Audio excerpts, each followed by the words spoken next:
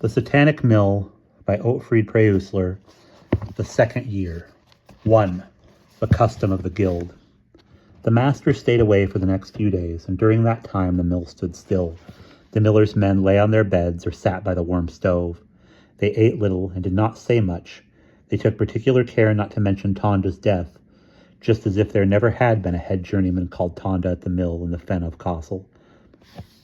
Tonda's clothes lay at the end of his bed, neatly folded and piled up, his breeches, shirt, and smock, his belt, his apron, and his cap on the top.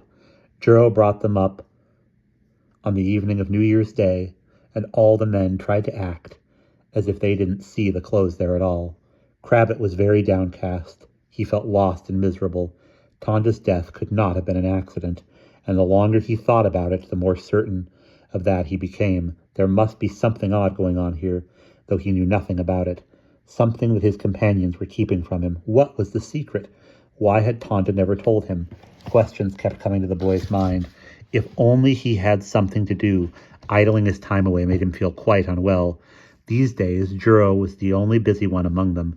He kept the stove alight, did the cooking, and saw that meals were served on time, although the others left most of the food on their plates.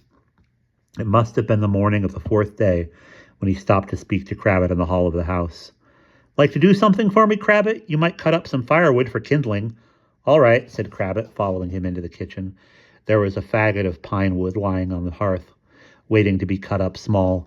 Juro went to get a knife, but Crabbit said he had his own knife with him. "Even better, go ahead then, and mind you don't cut yourself." Crabbit set to work, and it felt as though some strange power were coming from Tonda's knife. Thoughtfully, he weighed it in his hand. For the first time since the new year, he took heart again and felt new confidence welling up within him.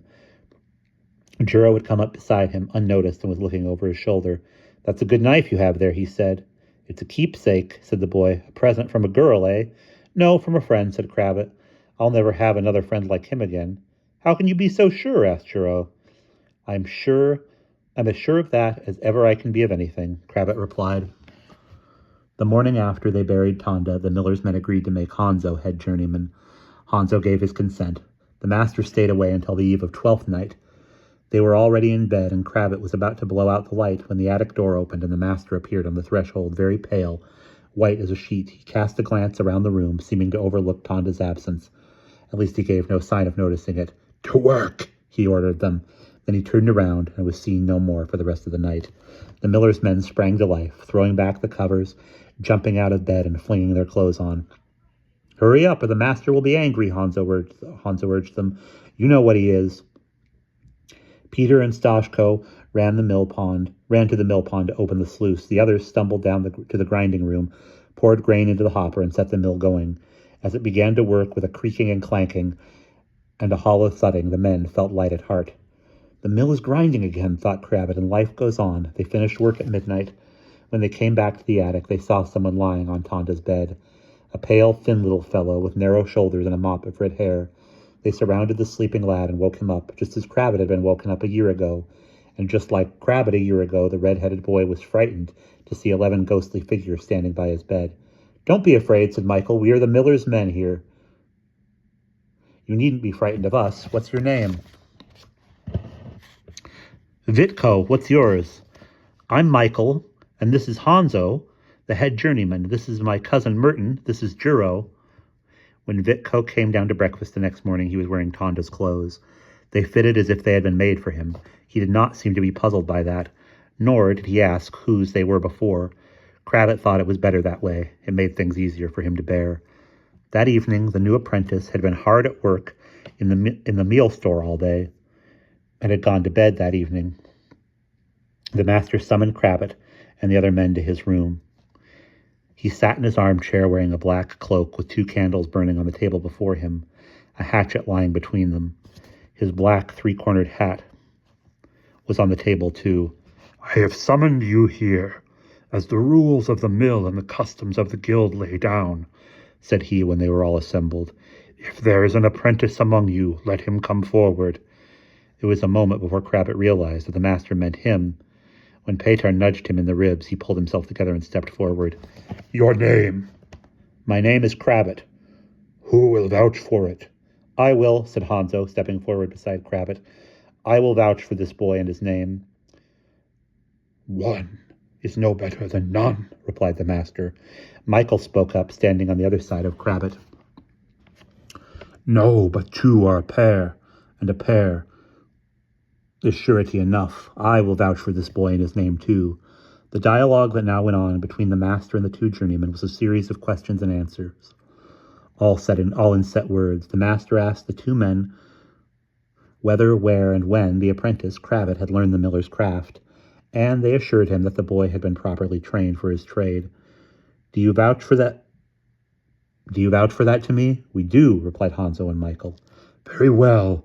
Then we will release this apprentice, Crabbit, from his indentures, according to the rules of the mill and the custom of the guild. Released from his indentures? Crabbit could not believe his ears. Was his apprenticeship really up after only 1 year? Standing up, the master put on his three-cornered hat. Then he took the hatchet from his hand and went up to the boy, touching the crown of Crabbit's head and then his shoulders with the blade of the hatchet. He said solemnly, In the name of the guild, Crabbit, I, your teacher and master, do hereby release you from your former articles of apprenticeship in the presence of my journeymen. In future you will be one of them, and will be maintained as a journeyman according to the customs of the guild. So saying, he gave Crabbit the hatchet. It was the privilege of a free journeyman miller to carry a hatchet at his belt. Then he dismissed them all. Crabbit was surprised and bewildered. All this was completely unexpected. He was the last to leave the room, closing the door behind him. All of a sudden, a flour sack was flung over his head. Someone seized him by the shoulders and someone else by the legs. Off with him to the grinding room! That was Andrish's voice. Crabbit struggled to free himself. In vain. Laughing and shouting, the others hauled him off to the grinding room and flung him on top of a meal bin. Then they began to work him over. He's done with his apprenticeship, cried Andrews. Now let's put him through the mill, brothers, a journeyman miller to be ground fine. They pummeled Crabbit like a lump of dough. They rolled him back and forth on the meal bin until he felt quite dizzy. They cuffed and thumped him, and someone hit him quite hard on the head a couple of times until Hanzo intervened. That'll do, Leishko, said he. We may put a new journeyman through the mill, but we don't want to kill him. When they left off, Crabbit felt as if he really had been through a mill. Petar removed the sack, and Stashko scattered a handful of flour on his head. Crabbit has now duly been through the mill, Andrish announced. Thank you, brothers. He's a real journeyman miller now, worthy to be one of us.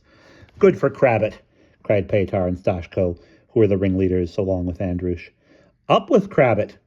Once again, Crabbit was seized by the arms and legs, and the miller's men threw him up in the air and caught him. They tossed him 3 times, and then sent Juro down to the cellar for wine to celebrate. Crabbit had to drink to each of the men. Here's to you, brother. Your health, brother. While others went on drinking, Crabbit sat down on a heap of empty sacks. It was not surprising that his head was throbbing. After all, he had been through that evening. Later, Michael sat down beside him. You seem rather puzzled about certain things. Yes, I am, said Crabbit. How could the master release me from my apprenticeship? It can't be over already. Ah, your first year in this mill is equal to 3 in the world outside, said Michael. Haven't you noticed how much older you've grown since you first arrived, Crabbit? You're exactly 3 years older now. But that's not possible. Yes, it is possible, said Michael. And other things are possible in this mill too, as you ought to have realized by now. And that is the end of chapter 1.